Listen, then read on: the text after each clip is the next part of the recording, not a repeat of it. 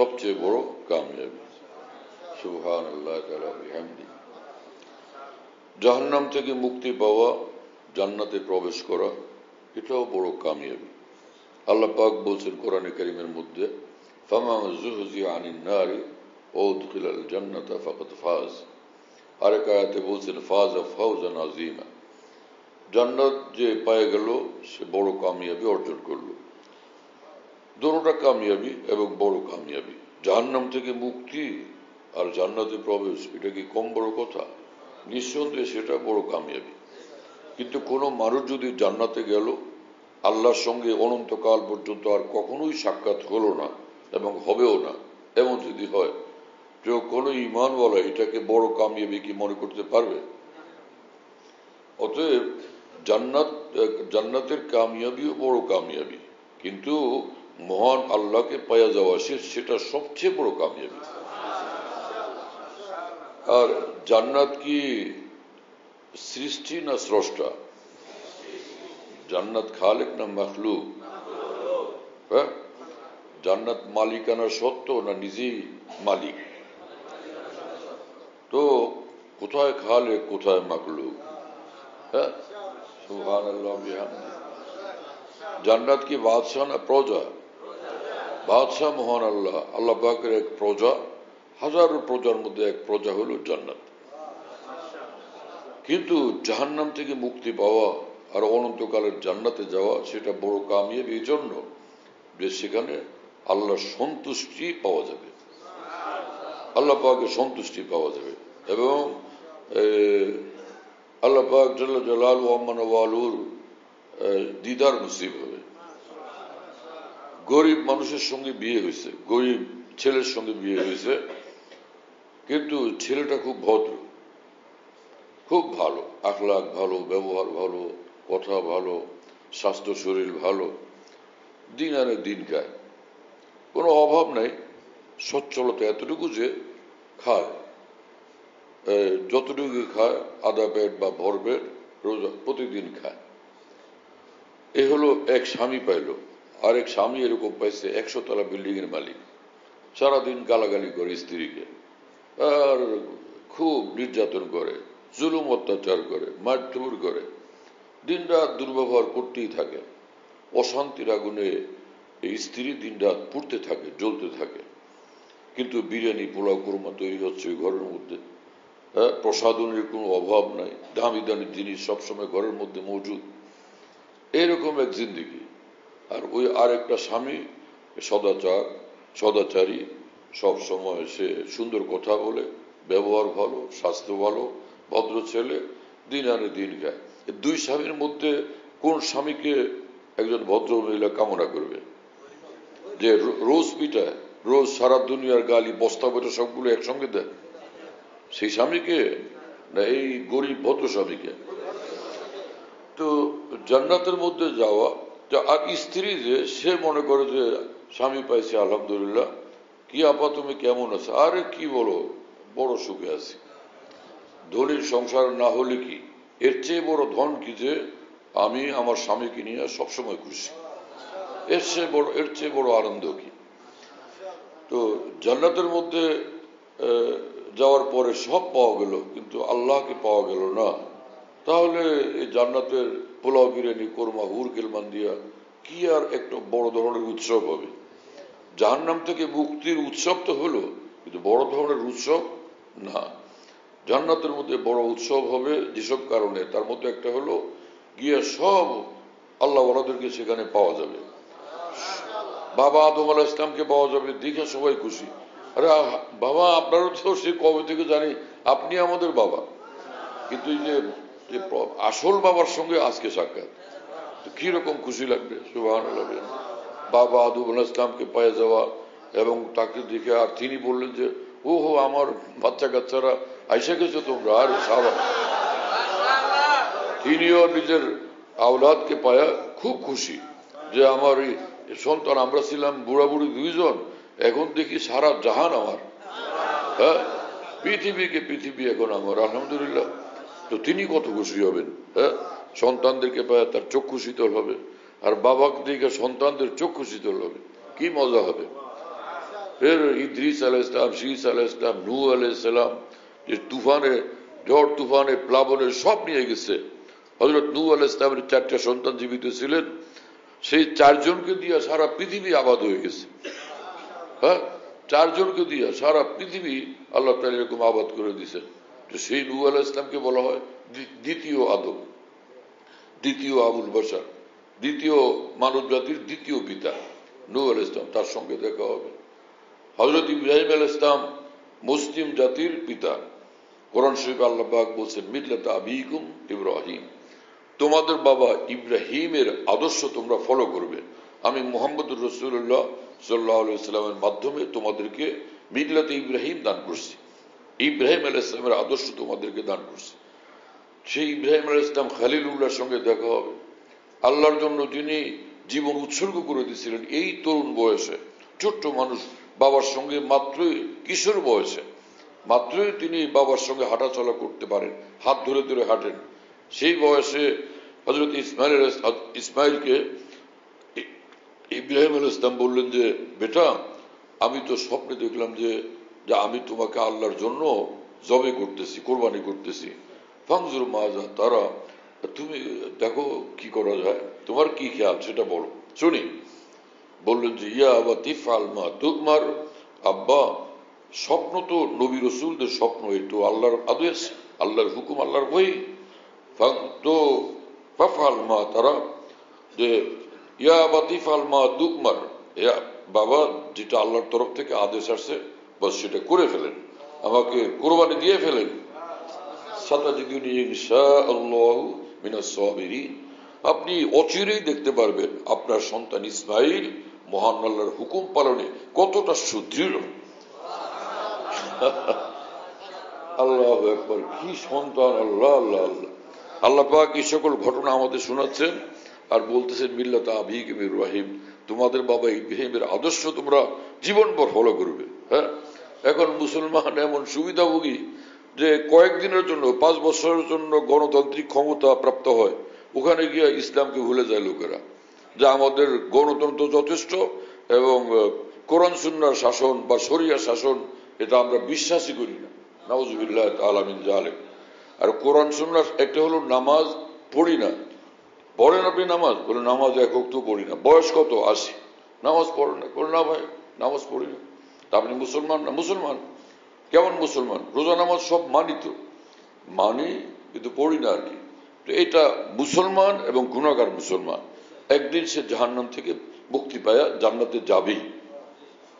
কারণ রাসূল আকরাম সাল্লাল্লাহু আলাইহি ওয়াসাল্লাম বলেন যে আল্লাহ পাক আমাকে ইখতিয়ার দিয়েছেন, হয় আপনি শাফাত গ্রহণ করেন, যে কাল কিয়ামতে গুনাহগার মুসলমানদের জন্য, আপনার গুনাহগার উম্মতের জন্য সুপারিশ করবেন। আপনি সুপারিশ করবেন, কিয়ামতের দিন আপনার যার জন্যই সুপারিশ করবেন সেটা মঞ্জুর, সেখানে তখন সেটা মঞ্জুর হবে। তো দুইটার যে কোনো একটা নেন। আর যদি আপনি চান তা আমি এক কথা বলে দিই, কাল কিয়ামতে আপনার উম্মতের অর্ধেক উম্মতকে বিনা হিসাবে জান্নাত দিয়ে দিও। কোনো হিসাব টিসাব লাগবে না, সোজা জান্নাত দিয়ে দিও। আপনি হয় এটা নেন, না হলে এটা নেন, দুইটার একটা সুবিধা আপনি গ্রহণ করেন। রাসূল আকরাম সাল্লাল্লাহু আলাইহি ওয়াসাল্লাম বলেন ফাক্তারতু শাফাআতা লিআন্নাহা আম্মু ওয়া আকফা। রাসূলুল্লাহ সাল্লাল্লাহু আলাইহি ওয়াসাল্লাম বলেন যে আমি তখন শাফাআতটা গ্রহণ করলাম, সুপারিশের এই হকটাকে, এই সুবিধাটাকে আমি গ্রহণ করলাম। কেন? কারণ এটার মধ্যে ব্যাপকতা আছে। যারা আল্লাহ পাকের মুত্তাকি বান্দা তারা তো জান্নাতে যাবেই, কিন্তু এই যে আরো যে বান্দারা রয়েছে তাদের কি আমার খেয়াল করতে হবে না? হ্যাঁ, যে এই সুপারিশ করার বিষয়টার মধ্যে সুবিধা অনেক ব্যাপক, অনেক সুবিস্তৃত, সেজন্য এটাকে আমি গ্রহণ করছি। তোমরা কি মনে করো আমার শাফাত, আমার সুপারিশ কিয়ামতের দিন মুত্তাকিদের জন্য হবে, কামিল ঈমান ওয়ালাদের জন্য হবে?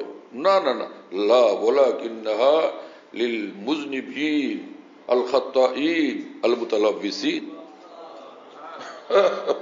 রাসূলুল্লাহ সাল্লাল্লাহু আলাইহি ওয়াসাল্লাম বললেন কাল কিয়ামতে আমার সুপারিশের এই যে সুবিধাটা আমি গ্রহণ করলাম সেটা হবে গুনাহগার বান্দাদের জন্য, বারবার যারা বিভিন্ন রকমের গুনাহ খাতা করে ফেলছে তাদের জন্য, যারা নানানভাবে নানান অন্যায় বিষয়ে নিজেকে জড়ায় ফেলছে তাদের জন্য আমার এই শাফাত। শুনতেছেন প্রিয় বন্ধুরা? এবং এক হাদিস শরীফে রাসূলুল্লাহ সাল্লাল্লাহু আলাইহি ওয়াসাল্লাম বলছেন, শাফাআতি লি আহলিল কাবাইর মিন উম্মতি, আমার সুপারিশ কিয়ামতের ময়দানে এই বড় বড় গুনাহওয়ালা এই সকল মুমিনদের জন্য হবে, তাদের জন্য আমি আল্লাহর নিকট সুপারিশ করব। আল্লাহু আকবার, সুবহানাল্লাহ। কি অবস্থা প্রিয় বন্ধুরা, আগে থেকে প্রস্তুত থাকবো ভাই।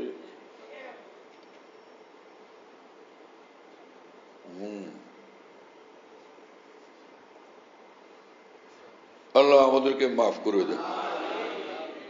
হ্যাঁ, কি বলতেছিলাম মৌলানা সানাউল? এর আগে এই হাদিসের আগে কি বলতেছিলাম? লুৎফর রহমান, এত দূরে কেন বসো? কাছে বসতে পারো না তোমরা?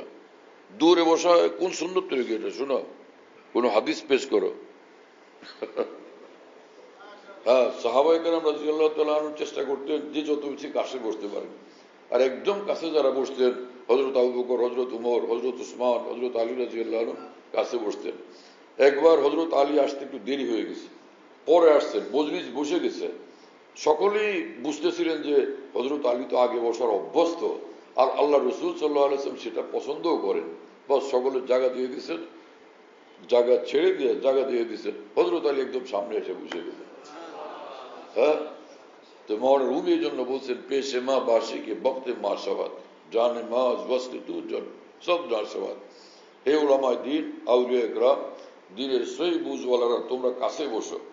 তোমাদেরকে কাছে পাইলে তো দিলের মধ্যে আল্লাহর রহমত বেশি আসে, এবং আল্লাহ পাকের দ্বীনের কথা বলার এই তৌফিক ভিতর থেকে আল্লাহর তরফ থেকে উতলে উঠতে থাকে। জানে মাজ ওয়াসলে তু সব জান সবাদ। হ্যাঁ, কি বলতেছিলাম এর আগে বলো? হ্যাঁ,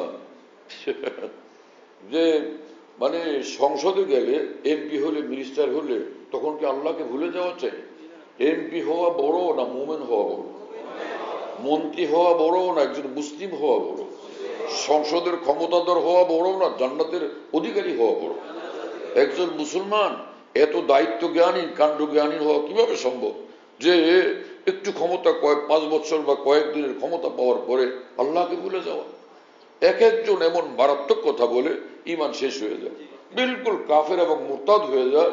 কিন্তু এদের গুম করে, খুন করে, হত্যা করে, অত্যাচার করে, নির্যাতন করে, নানান কৌশলে ফাঁসায় দেয়। সেজন্য উলামায়ে দ্বীন, উলামায়ে কেরাম নিজের জীবন এবং সম্মান, নিজের সন্তান পরিবারের সম্মান এবং জীবনের হেফাজতের স্বার্থে অনেকে চুপ থাকতে বাধ্য হন। কারণ রাসূলুল্লাহ সাল্লাল্লাহু আলাইহি ওয়াসাল্লাম বলছেন, মান রাআ মিনকুম মুনকারান ফালইউগাইয়িরু বিয়াদি, যদি শরীয়ত বিরোধী, আল্লাহ রাসূল বিরোধী কোনো কাজ দেখো, তাহলে সেটাকে তোমার শক্তির দ্বারা প্রতিহত করো।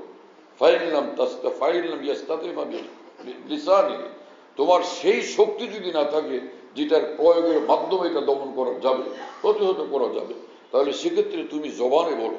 এটা ঠিক নয়, এটা ইসলাম বিরোধী, এটা শরীয়ত বিরোধী, এটা করা উচিত না, এটা করা যায় না। ফাইন লাম ইয়াস্তাতিফা বিকলবি, আর যদি জবান দ্বারাও বলার সুযোগ না থাকে, তার মানে জবান দ্বারা বলতে গেলে নিজের জীবনের উপর আঘাত আসবে, সম্মানের উপর আঘাত আসবে, ঝুঁকি তৈরি হবে। এরকম ঝুঁকিপূর্ণ অবস্থা তোমার জন্য অবকাশ আছে। ফাবি কলবিহি, তুমি অন্তর থেকে এই বিষয়টাকে, এই পাপিষ্ঠ বিষয়টাকে ঘৃণা করো এবং ফিকির করো আর কি পদ্ধতি অবলম্বন করা যেতে পারে। বোঝা গেল শরীয়তে এই 3টা অপশন দিয়ে রাখছে, যে হয় প্রথমটা করো, না পারলে দ্বিতীয়টা, না পারলে তৃতীয়টা। এজন্য উলামায়ে কেরাম অনেক ক্ষেত্রে, এই সকল ক্ষেত্রে কঠিন ঝুঁকিতে না গিয়া নিজেকে চুপচাপ রাখেন, যে আল্লাহ পাক হায়াত যতদিন দিচ্ছেন আল্লাহর দ্বীনের হাজারো কথা বলার সুযোগ হবে। একজনের সঙ্গে ঝগড়া করতে গিয়া আমি নিজের দ্বীনী খেদমতের অধ্যায়টাকে একদমই হয় সংকুচিত অথবা চিরদিনের জন্য খতম কেন করব, রুদ্ধ কেন করব, বন্ধ করার রাস্তার দিকে কেন হাঁটবো? এজন্য উলামায়ে কেরাম অনেক সময় বলেন না, কিন্তু যেই মানুষটা সীমা লঙ্ঘন করে আল্লাহ রাসূলের ক্ষেত্রে, দ্বীনের ক্ষেত্রে সীমা লঙ্ঘন করে কাফের হয়ে যান, তাকে কি জবরদস্তি কাল কিয়ামতে জান্নাতে প্রবেশের কোনো সুযোগ করায় দেওয়া যাবে? একজন মুসলমান এতটুকু দায়িত্ব জ্ঞান কেন নাই? পশ্চিমা দুনিয়ার কাফের মুশরিক ইহুদি খ্রিস্টানদের মতো আস্ফালন করা একজন মুসলমানের জন্য কখনো শোভা পায় না। মুসলিম তো তাকে বলে যে আল্লাহর বিধানের সামনে, আল্লাহর মর্জির সামনে, আল্লাহর ইচ্ছার সামনে নিজেকে একদম বিলীন করে দেয়, মস্তক অবনত করে দেয়, তাকেই শুধু মুসলিম বলে।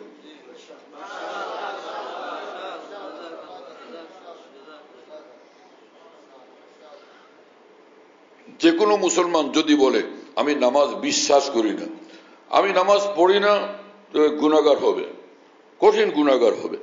কিন্তু আল্লাহ চাইলে কাল কিয়ামতে তাকে ক্ষমাও করতে পারেন, শাস্তিও দিতে পারেন। কিন্তু কোনো মুসলমান যদি বলে আমি 5 ওয়াক্ত নামাজ মানি না, বিশ্বাস করি না, সে মুসলমান থাকবে না কাফের হবে? কোন মুসলমান যদি বলে যে আমি কোরআনের উপর আমল করি না, কোরআনের উপর আমল করি না, আমি আমার মন চায় না, আমল করি না, তো সে গুনাহগার মুসলমান। কিন্তু সে যদি বলে আমি কোরআন মানি না, অথবা যদি বলে কোরআন বিশ্বাস করি না, সে কাফের হবে কিনা? বিলকুল কাফের হবে। তো হুজুরদের ফতোয়ার কারণে তো কাফের না, আল্লাহ পাকের বিধানের আলোকে সে কাফের হয়ে যায়। এজন্য হাকিমুল উম্মত মাওলানা আশরাফ আলী থানভী রাহিমাহুল্লাহকে একজন গিয়ে বলছিল যে হুজুর আপনারা লোকদেরকে খালি কাফের বলতে থাকেন, খালি কাফের বানান, অমুকে কাফের, অমুকে কাফের, কাফের বানাইতেই থাকেন আপনারা এই দলে দলে শত শত মানুষকে। হাকিমুল উম্মত থানভী বললেন আরে ভাই কি কথা বলতেছো, হাম কাফের নেহি বানাতে, কাফের বাতাতে হ্যাঁ। আমরা কাউকে কাফের বানাই না, কাফের হয়ে গেছে সেটা শুধু বলি। কাফের যে হয়ে গেল আল্লাহর কোরআনের আলোকে, দিনের আলোকে, সেটা শুধু বলি। হ্যাঁ, কি আশ্চর্য! একজন মুসলমান সর্ববিষয়ে সে মনে করবে সবকিছু মহান আল্লাহর কুদরতে হয়, আল্লাহর ক্ষমতার অধীনে হয়, আল্লাহর ইচ্ছার অধীনে হয়। এই পৃথিবীর সূর্য উদয় হয়, সূর্য অস্তোদয় আল্লাহ পাকের হুকুমে, আল্লাহ পাকের ইশারাতে, আল্লাহ পাকের নির্দেশে, আল্লাহ পাকের বাতলানো শৃঙ্খলা ভিত্তিক যে একটা পদ্ধতি নির্দেশনা, সেটার আলোকে সবকিছু আল্লাহ পাকের নির্দেশ হয় এবং নির্দেশনায় হয়। কোরআন শরীফ রব্বুল আলামিন বলছেন যে গাছের পাতা যে নড়ে সেটা আল্লাহ পাক জানেন, গাছের পাতা যে নড়ে সেটা আল্লাহ পাক জানেন। এবং ঘোর অন্ধকার রাত্রে, ঘোর অন্ধকার রাত্রে যে কালো পাথরের উপরে একদম ক্ষুদ্র একটা ক্ষুদ্রাতি ক্ষুদ্র একটা পিঁপড়া যে হাঁটে, ওর এই যে একদম সূক্ষ্মাতি সূক্ষ্ম পাগুলো আল্লাহ পাক স্পষ্ট দেখতে পান। তো পৃথিবীর সবকিছু আল্লাহ পাকের নির্দেশে নির্দেশনায় চালিত হয়। আসমান আল্লাহর নির্দেশে চালিত, জমিন আল্লাহর নির্দেশে চালিত, সবকিছু আল্লাহর নির্দেশে চালিত। কোন মুসলমান যদি এই কথা মনে করে যে আমাদের এই আম গাছে ফলন বেশি হলো, হ্যাঁ আমাদের কমলা বেশি হলো, ধান চাউল বেশি হলো এবং আমাদের গম বেশি হলো, হ্যাঁ ক্ষেতের ফসল এই ফলন বেশি হলো, এটা অমুক দেবীর কারণে হয়েছে, সে মুসলমান থাকবে না কাফের হয়ে যাবে? সাথে সাথে কাফের হয়ে যাবে। আর যদি এরকম কেউ নিজের অজ্ঞাতে, নিজের ভুলের কারণে, নিজের ভুল চিন্তার কারণে এরকম কর্ম করে বসে, তার জন্য সমাধান কি? তওবা করা, আল্লাহর কাছে মাপ চাওয়া, আবার কালিমা পড়া, আবার কালিমা পড়তেই হবে, আবার ইসলাম নতুন ভাবে গ্রহণ করতে হবে। কথা বুঝতেছেন প্রিয় বন্ধুরা? তখন আবার এখন ইসলামী জিন্দেগি শুরু হলো, পিছেরটা সব লন্ডভন্ড হয়ে গেল, পিছের যা ছিল সবটা একদম তছনছ হয়ে গেল, লন্ডভন্ড হয়ে গেল। বয়স 70 এমন ঘটনা করছে, এমন কথা বলছে যেটার কারণে কাফের হয়ে যায়। 70 বছরের আমল ইবাদত সব বরবাদ। এখন নতুন ভাবে ইসলাম গ্রহণ করলো, 3 দিন পর মারা গেল। এই 3 দিনের আমলটুকু তার সঙ্গে আছে, আর কিছু নাই। আর একদিন পরে মারা গেলে একদিনের আমলটুকু, ইমানটুকু তার সঙ্গে আছে, তার হাতে কিছু নাই। এমন কাণ্ড কি করা উচিত? কি হলো মুসলমানদের?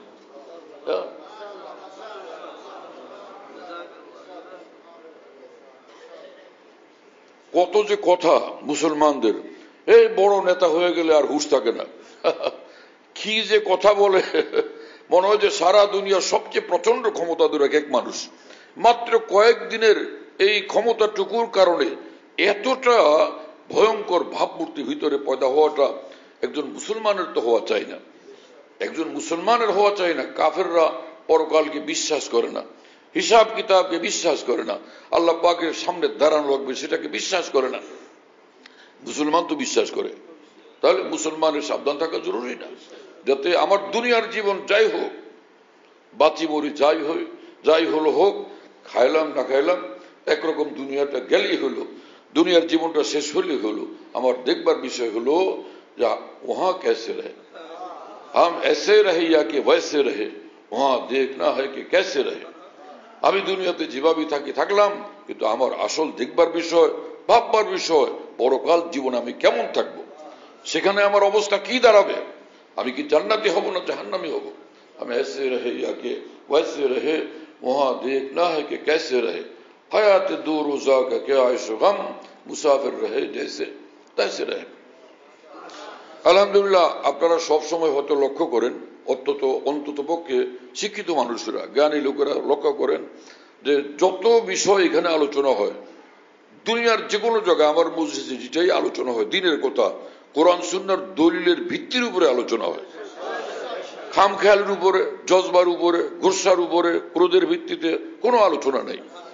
সির্ফ আল্লাহ পাকের দ্বীনের আলোকে, তাও একদম কোরআন সুন্নাহর আলোকে, কোরআন সুন্নাহর নির্ভরযোগ্য অকাট্য ব্যাখ্যা সমূহের আলোকে। কথা বুঝতেছেন? আমাদের দেশে এক নেতা ছিলেন, রাজনীতিবিদ, তিনি ধর্মনিরপেক্ষতা বয়ান করতেন। ধর্মনিরপেক্ষতা এটা একটা বাংলা শব্দ, কিন্তু এটার যে ইংরেজি সেটা কি? সেকুলারিজম। সেকুলারিজমের অর্থ কিন্তু ডাইরেক্টলি ধর্মনিরপেক্ষতা নয়। কথা বুঝতেন? ধর্মনিরপেক্ষ বলে এটা বোঝানো হয় আমরা কোনো ধর্মের পক্ষে থাকবো না। তো এটা কি একজন মুসলমানের কথা হইতে পারে? আমি কোনো কোনো ধর্মের পক্ষে না, কোন ধর্মের পক্ষে না, মানে যে অন্যান্য যে সকল ধর্ম আসমানি ধর্ম না, মানুষের গড়া ধর্ম, সে সকল ধর্ম তো কোনো ধর্মই না, সঠিক ধর্ম না, সহি ধর্ম না। এমনকি 104খানা আসমানি কিতাব অবতীর্ণ করছেন আল্লাহ তাআলা, তার মধ্যে 4 কিতাব সবচেয়ে বড়, কোরআন, পবিত্র কোরআন এবং তাওরাত, ইনজিল, জাবুর, এই 4 কিতাব। কিন্তু কোরআনে কারীম আসার পরে এই যে 103খানা কিতাব সবগুলো একদম চূড়ান্ত ভাবে রহিত হয়ে গেছে। কোন আসমানি কিতাবের উপর আমল চলবে না, এখন একমাত্র কোরআনের উপর আমল করতে হবে। তাহলে আসমানি কিতাব কোরআনে কারীম, জিবরিল আমিন যেটা নিয়ে আসতেন, ওহী নিয়ে আসতেন, সে আসমানি কিতাব আল্লাহর কালাম কোরআনে কারীম, সেই কিতাব নিয়ে আসছেন রব্বুল আলামিনের পক্ষ থেকে জিবরিল আমিন। আর আল্লাহ পাক ঘোষণা করছেন যে ইন্নাদ দীনা ইনদাল্লাহিল ইসলাম, দিন মানে ধর্ম, একমাত্র ধর্ম ইসলাম। হ্যাঁ, এবং আল্লাহ পাক বলছেন যে এই ইসলাম ব্যতীত আর কোন ধর্ম আল্লাহ পাকের কাছে গ্রহণযোগ্য না। কি সে আয়াত? ওমান ইয়াবতাগি গায়রাল ইসলামি দীনান ফালান ইউকবালা মিনহু।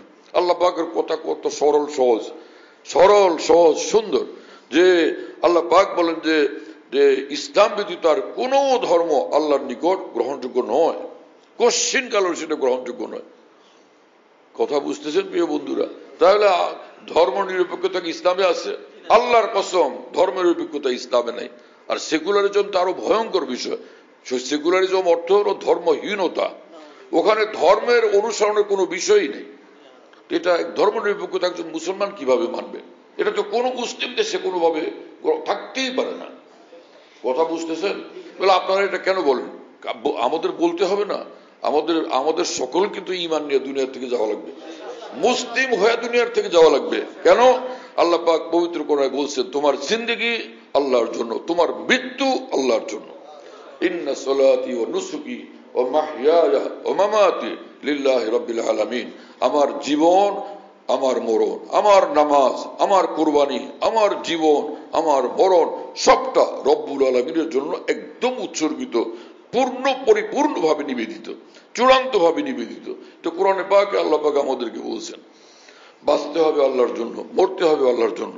এবং আল্লাহ পাক বলছেন ওয়ালা তামুতুন্না ইল্লা ওয়া আনতুম মুসলিমুন, খবরদার মরবে না আমার প্রতি পূর্ণ আনুগত্যশীল হওয়া ব্যতীত, পূর্ণ আনুগত্যশীল কামেল মুসলিম হওয়া ব্যতীত কেউ মরবে না তোমরা।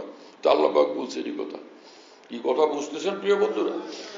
এই জন্য এই সকল বিষয় তো আমাদের দেশে চলে না, মুসলমানের দেশে চলতে পারে না, দুনিয়ার কোন মুসলিম দেশে সেকুলারিজম কোনোভাবে গ্রহণযোগ্য না।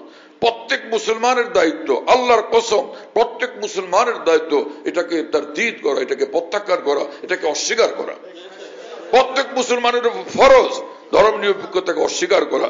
যে মুসলমান ধর্ম নিরপেক্ষতাকে স্বীকার করবে তো সে তো গুনাহগার হবে। কোনোভাবে এটাকে গ্রহণ করা যায় না একটা মুসলিম দেশ। কি কথা বুঝতেছেন? তো এই আমাদের দেশের এক নেতা, ভালো মানুষ, আমাদের জানা মতে তিনি একজন ভালো মানুষ, কিন্তু কথায় কথায় তিনি বলতেন ধর্মনিরপেক্ষতার পক্ষে দলিল কি, লাকুম দীনুকুম ওয়ালিয়া দীন। কি আশ্চর্য মানুষ! কোরআনে কারীম সম্পর্কে, দ্বীন সম্পর্কে, হাদিস সম্পর্কে, ইসলাম সম্পর্কে কোন গভীর এলেম তো জ্ঞান তো তাদের কাছে ছিল না।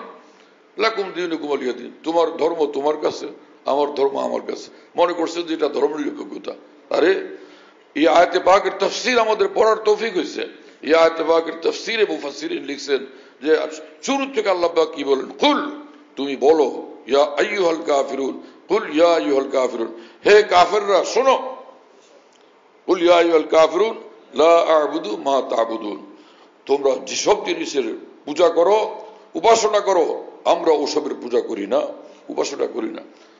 লা আ'বুদু মা তা'বুদুন ওয়ালা আনতুম আ'বুদুনা মা আ'বুদ ওয়ালা আনা আ'বুদু মা আ'বাদতুম। আল্লাহ রাসূলকে আল্লাহ পাক বলছেন এই কথা। আপনি বলে দেন এই কথা, যে বারবার একই কথা ঘুরে ঘুরে বলছেন, তোমাদের এই সকল মূর্তি জুর্তি এগুলোর পূজা আমরা করি না, আর আমরা যাকে ধরছি সে আল্লাহর উপাসনা তোমরা করো না। লাকুম দীনুকুম ওয়ালিয়া দীন, তোমাদের ধর্ম তোমাদের কাছে মানি, মনে রাখো এই তোমাদের এই ধর্মের পরিণতি তোমাদেরকে ভোগ করতে হবে, আর আমাদের যে ধর্ম সেটারও যেটা পরিণতি আসবে সেটা আমরা ভোগ করব। আমরা সেজন্য প্রস্তুত, তোমরা প্রস্তুত থাকো। এটা তো প্রকারান্তরে সূক্ষ্মভাবে কঠিন হুঁশিয়ারি। এর মানে হলো তাদের পরিণতির জন্য তাদেরকে হুঁশিয়ার করা। আল্লাহর কসম, পৃথিবীর কোন তাফসিরে এটাকে ধর্মনিরপেক্ষতার পক্ষে দলিল বলা হয়নি, বরং 100% তাওহীদের দলিল। এটা 100% এক আল্লাহর কর্তৃত্বের দলিল, এক আল্লাহর ক্ষমতার দলিল, এক আল্লাহ লাহুল খালকু ওয়া লাহুল আমর।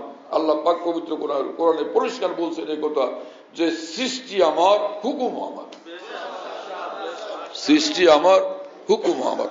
আর কারো এখানে হুকুম দেওয়ার, আদেশ করার অধিকারই নাই আমি আল্লাহ ব্যতীত।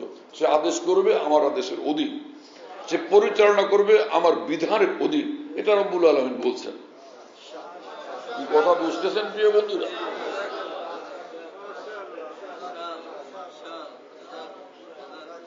আবার কেউ এরকম বলতে থাকছেন যে ধর্ম যার যার, উৎসব সবার। এটা একটা আবেগী কথা, এটা একটা সম্পূর্ণ আবেগী কথা, কিন্তু এর পক্ষে কোনো ডকুমেন্ট নাই।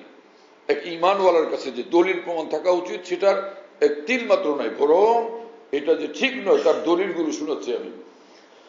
রাসূলুল্লাহ সাল্লাল্লাহু আলাইহি ওয়াসাল্লাম বলেন যে ইন্না লিকুল্লি কওমিন ঈদান, সব জাতিরই একটা আনন্দ উৎসবের বিষয় আছে, সব জাতির। ইন্না লিকুল্লি কওমিন ঈদান ওয়া হাযা ঈদুনা, এটা হচ্ছে আমরা যারা মুসলিম, আমরা যারা মুসলমান, এটা আমাদের ঈদ, আমাদের আনন্দ উৎসবের দিন, আমাদের আনন্দ উৎসবের বিষয়।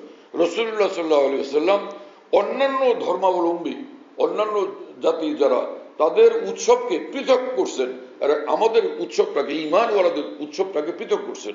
অতএব উৎসব সবার, এটা ভুল। আমার কথা হাদিসের আলোকে পরিষ্কার হয়ে গেল কিনা? রাসূলুল্লাহ সাল্লাল্লাহু আলাইহি ওয়াসাল্লাম মদিনা শরীফে যখন আসলেন মক্কা থেকে, তো মক্কা শরীফে, মদিনা শরীফে ইহুদিরা থাকতো। তো ইহুদিরা তো মুসা আলাইহিস সালামের অনুসারী। হ্যাঁ, তো 10 তারিখ, মুহররমের 10 তারিখে তারা একটা রোজা রাখতো। রাসূলুল্লাহ সাল্লাল্লাহু আলাইহি ওয়াসাল্লাম বললেন, নাহনু আহাক্কু বিমূসা, যে মুসা আলাইহিস সালামের ভালোবাসা অনুসরণের জন্য আমরা বেশি হকদার, তা আমরা রাখবো। তো ওই রোজা তারাও রাখতো। তো 10 তারিখে মুসলমানরাও রোজা রাখতেন, রাসূলুল্লাহ সাল্লাল্লাহু আলাইহি ওয়াসাল্লাম রোজা রাখতেন, সব মুসলমান রোজা রাখতেন, সাহাবীরা সকলে রোজা রাখতেন। কথা বুঝতেছেন? হঠাৎ রাসূল পাক সাল্লাল্লাহু আলাইহি ওয়াসাল্লাম একবার বললেন যে হিজরি 9 সালে বললেন যে লাইন বাকিতু ইলা কাবিলিন লা আসুমান্না তাসিআ, আর এটা ইহুদিদের ধর্ম, আর আল্লাহর তরফ থেকে আমার উপর নির্দেশ ইহুদি খ্রিস্টানদের বিপরীতে চলা, তাদের সঙ্গ না দেওয়া, তাদের সমর্থন না দেওয়া, ধর্মীয় বিষয় দিতে তাদেরকে অনুসরণ না করা। যেহেতু তারা 10 তারিখে করে, অতএব অবশ্যই এর সঙ্গে আমাদের আরেকটা রোজা যোগ করতে হবে যদি এটা আমরা রাখি।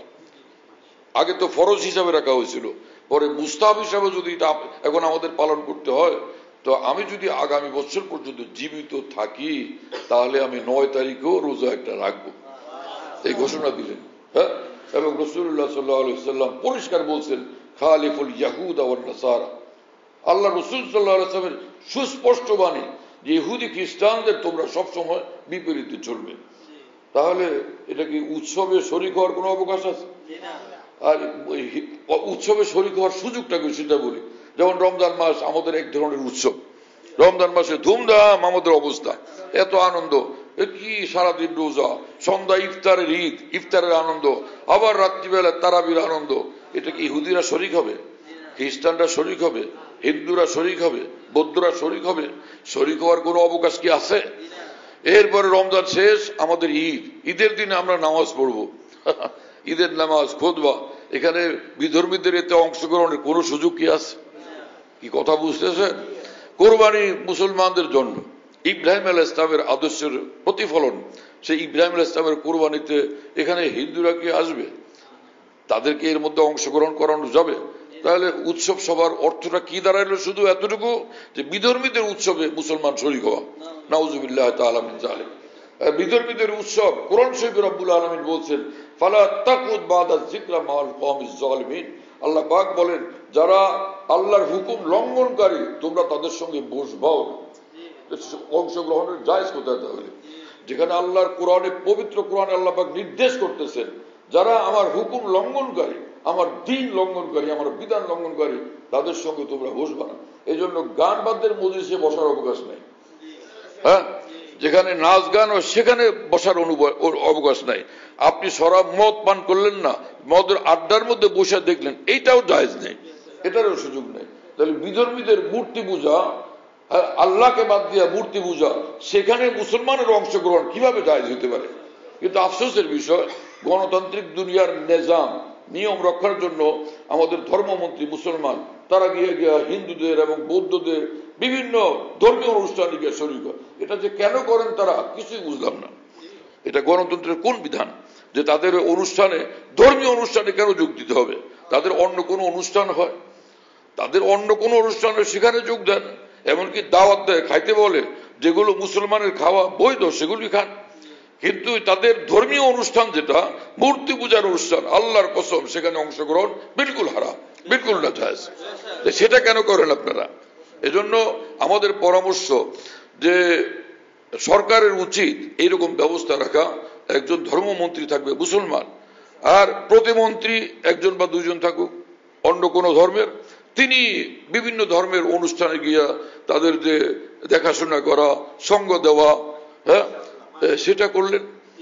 সেটা রাষ্ট্রের ব্যবস্থাপনাতে সেটা হলো, এতে তো কোনো গুনাহ হবে না, তারাও খুশি থাকলো।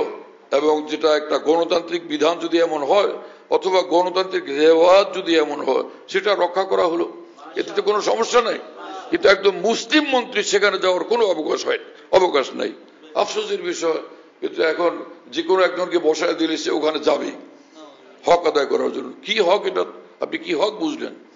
এজন্য একটা মুসলিম দেশের যে সরকারি আসুক, তাদের উচিত যে দেশের একদম শ্রেষ্ঠ বিজ্ঞ ওলামা যারা যে কোনো কথা ভারসাম্যপূর্ণভাবে বলতে পারেন, দলিল ভিত্তিক, প্রমাণ ভিত্তিক, এরকম ওলামাদের একটা উপদেষ্টা পরিষদ অবশ্যই সরকার রাখা উচিত।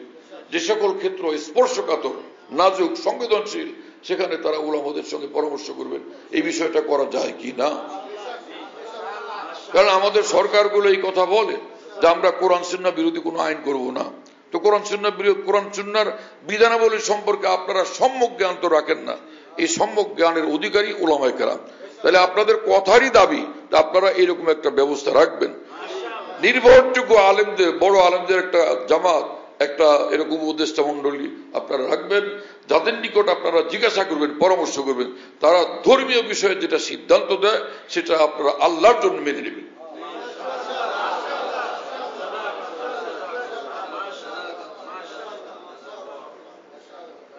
এখানে কোনো দলবাজির বিষয় নেই, গ্রুপিং এর বিষয় নেই, পার্টিবাজির বিষয় নেই। এটা হলো আখিরাতের জীবনকে নির্দাগ রাখা, পরিষ্কার রাখা, নিষ্কণ্টক রাখা। সেজন্য এটা আমাদের প্রত্যেক মুসলমানের দায়িত্ব, এটা আমাদের করতে হবে। তো কোনো মুসলমান যদি এই কথা বলে শরীয়ত আইন আমি বিশ্বাস করি না অথবা আমরা বিশ্বাস করি না, তো তার ঈমান কি থাকবে? এজন্য এরকম কথা কোশ্চিনকালও বলা চাই না। রাজনীতি করেন, রাজনীতি করতে হয়, রাষ্ট্র পরিচালনার একটা ব্যবস্থা এটা। কিন্তু এটা খেয়াল রাখতে হবে, সব রাজনীতি, সব সরকার, সব ক্ষমতার ঊর্ধ্বে মহান আল্লাহ। হ্যাঁ, আল্লাহরটা খায় আমরা বেঁচে আছি। আল্লাহর হুকুমের বাইরে যাওয়ার আমাদের কারোর জন্যই কোনো অবকাশ নেই। আল্লাহ ইন্না আউলিয়া আল্লাহ লা খাউফুন আলাইহিম ওয়া লা হুম ইয়াহজানুন। আল্লাহ পাক বলেন, আমার ওলি হও, টেনশন নাই, পেরেশানি নাই। আর সে আমার ওলি তারা যারা ঈমানওয়ালা এবং জীবনভর আমার হুকুমের অবাধ্যতা থেকে বিরত, সারা জীবন আমার হুকুমের অবাধ্যতা থেকে বিরত। তাদের জন্য দুনিয়ার জীবনও সুসংবাদ, পরকাল জীবনও সুসংবাদ। আমার কথার মধ্যে কোনো নড়চড় হবে না। লা তাবদীলা লিকালিমাতিল্লাহ যালিকা হুয়াল ফাউজুল আযীম। যদি আমার হয়ে যাও তাহলে সবচেয়ে বড় কামিয়াবি তোমার। আরেকটা হাদিস শরীফ পড়ছিলাম, বিখ্যাত সাহাবী আবু হুরায়রা রাদিয়াল্লাহু আনহু বলেন, রাসূলুল্লাহ সাল্লাল্লাহু আলাইহি ওয়াসাল্লাম একবার বললেন, আমি কয়েকটা কথা বলবো, কে নিবে আমার কথাগুলো, হেফাজত করবে, সে মোতাবেক আমল করবে, অন্যান্য লোকদেরকে এগুলো শোনাবে, তারাও যাতে আমল করার সুযোগ পায়। কে নিবে আমার এই কথাগুলি? আবু হুরায়রা রাদিয়াল্লাহু আনহু বলেন, আমি বললাম, ইয়া রাসূলুল্লাহ, আমি সাহাবাদের মধ্যে এই মুসলমানের চরিত্র যেটা আল্লাহ রসুল দিতে চাইলে আমি অগ্রগামী, ওয়ান আউয়ালুল মুসলিমিন। আল্লাহ রসুলের কথা নেওয়ার ক্ষেত্রে, মানার ক্ষেত্রে আমি সকলের আগে। এটা আল্লাহ কোরআন শরীফে শিক্ষা দিয়েছে, তুমি সকলের আগে থাকো। আল্লাহ আমাদের তৌফিক দান করে, সব মুসলমানকে তৌফিক দান করে, আমাদের ভুলগুলোকে আল্লাহ তাআলা মাফ করে দেন। তো আবু হুরায়রা রাদিয়াল্লাহু আনহু বললেন, ইয়া রাসূলুল্লাহ, আমি একবার সফরের মধ্যে রাসূলুল্লাহ সাল্লাল্লাহু আলাইহি ওয়াসাল্লাম সাহাবীদেরকে নিয়ে ঘুমাবেন। বললেন যে ঘুমায় গেলে জাগবার ভরসা কি, আমাদের সকলকে জাগাবে কে? হযরত বেলাল উঠলেন যে আমি। আরে মুশকিল, তুমি ক্লান্ত, বেশি ক্লান্ত শ্রান্ত, তুমি পারবা কিনা সন্দেহ লাগে। আচ্ছা, কে এই দায়িত্ব নেবে, আমাদেরকে জাগাবে কে? হযরত বেলাল লাফ দিয়ে উঠে, আমি। রাসূলুল্লাহ সাল্লাল্লাহু আলাইহি ওয়াসাল্লাম আবার সে একই কথা বললেন, তুমি পারবা, তোমার জন্য মুশকিল হয় কিনা? এই আচ্ছা, কে দায়িত্ব নেবে? হযরত বেলাল আবার, ইয়া রাসূলুল্লাহ, আমি। আরে এমন আছে, ওয়ানা আউয়ালুল মুসলিমিন, জাগানোর জন্য আমি সবার আগে প্রস্তুত। ঠিক আছে, তো জাগাও। আমরা সকলে তাহলে ঘুমাই। একজনকে জিম্মাদার বানানো হলো, বাকিরা আরামে ঘুমাবেন। সকলে ঘুমিয়ে গেছেন, খুব ভালোভাবে গভীর ঘুমে বিভোর, সকালে আরামের সাথে ঘুম। কারণ ওয়াইন্না লিজাসাদিকা আলাইকা হাক্কান, রাসূলুল্লাহ সাল্লাল্লাহু আলাইহি ওয়াসাল্লাম বলছেন, তোমার দেহেরও তোমার উপর হক আছে, ওর একটু আরাম দেবো। ওর এই দেহ দিয়ে তুমি কাজ কাম নিবে না, একটু ওর বিশ্রামও দেবো, আরামেরও সুযোগ দেবো। ওয়াইন্না লিআইনিকা আলাইকা হাক্কান, তোমার দুই চোখেরও তোমার উপর হক আছে। যাই হোক, হযরত বেলাল রাদিয়াল্লাহু আনহু ভাবলেন যে কি জানি আবার যদি ঘুমিয়ে যায়। একদম যে শোবে সাদেক, মানে রাত শেষ হইয়া যখন এই রাত্রের অধ্যায় শেষ হইয়া যখন ভোর হয়, যে সময় থেকে ফজরের রক্ত শুরু হয়, যে সময় থেকে সেহরি খাওয়া নিষিদ্ধ হয়, এই জন্য পূব আকাশ কখন ফর্সা হয়ে উঠে, যেটাকে শোবে সাদেক বলে, সত্যিকার সকাল। তো সেটার জন্য তাকায় আছেন এইভাবে, খুব তাকায় আছেন, ভীষণ দায়িত্ব সচেতনতা। যাই হোক, কখন যে তিনি নিজের অজান্তে একদমই ঘুমে পুরো ডুবে গেছেন, কোনো খবর নেই। পুরা জামাত, পুরা কাফেলা একদম ঘুমে বিভোর, বিলকুল বেখবর।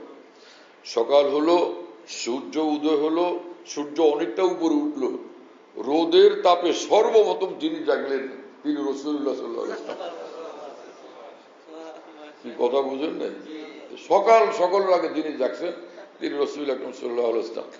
ওই সব সকলকে তিনি জাগালেন। বেলাল, কি হলো? ইয়া রাসূলুল্লাহ গালাবাতনি আইনায়া, আমি তো জাগনাই ছিলাম, নিদ্রা আমার দুই চোখের উপরে বিজয় হয়ে গেছে। নিদ্রা আমাকে পরাজিত করে দিয়েছে, নিদ্রার প্রচন্ড চাপ আমাকে পরাজিত করছে। আমি আমার চোখের লোকে পারলাম না, আমি ফেল করলাম। তো ভাই কি করার, তো অনিচ্ছাকৃতভাবে এমনটা হয়েছে, এটা ক্ষমাযোগ্য এবং এই বিষয় এটা শাস্তির যোগ্য কোনো ক্রমে নয়। রাসূল সাল্লাল্লাহু আলাইহি ওয়াসাল্লাম বললেন, চলো আমরা এখান থেকে যাই, এখানে এই ঝামেলা হয়ে গেল, আমরা এখান থেকে যাই। দূর এক জায়গায় গিয়া উজু করে সকলে সেখানে ফজরের নামাজের কাজা করলেন।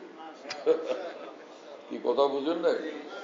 এটা ইচ্ছাকৃত ভাবে নামাজ ত্যাগ করলেন না অনিচ্ছাকৃত? অনিচ্ছাকৃত ভাবে নামাজ ছুটলো, সেটার কাজা করলেন রাসূলুল্লাহ সাল্লাল্লাহু আলাইহি ওয়াসাল্লাম। অনিচ্ছাকৃত হওয়া এটা কি অপরাধ, কোন দোষ? তারপরও সেটার কাজা করতেই হলো।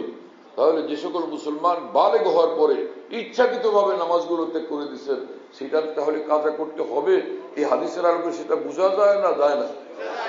সেটার কি কাজা করা উচিত? সেটা কাজা করা কর্তব্য বোঝা যায়। কিন্তু পৃথিবীতে একদল মুসলমান এরকম আছেন এখন, যে ইচ্ছাকৃত ভাবে নামাজ ত্যাগ করে দিলে সেই নামাজের কাজার কথা কোরআন হাদিসে নাই, অতএব যতদিন কাজা হয়েছে সেগুলো আর পড়া লাগবে না। কি সুন্দর ইসলাম তারা বয়ান করেন। এই মানুষগুলো এত বেপরোয়া আল্লাহর দ্বীনের কথা বলার ক্ষেত্রে, তাদের এই আচরণ থেকে প্রমাণিত হয় আল্লাহ পাকের দ্বীনের জিম্মাদারি এবং প্রতিনিধিত্ব করার মতো যোগ্যতা তাদের মধ্যে তিল মাত্রও নাই। তাদের বেপরোয়া চিন্তা, চেতনা, কথা, আচরণ, উচ্চারণটা প্রমাণ করে। কথা বুঝতেছেন? যারা এরকম বলেন তারা নিঃসন্দেহে ভীষণ সীমা লঙ্ঘনকারী, যার থেকে তওবা করা নিশ্চয়ই ফরজ।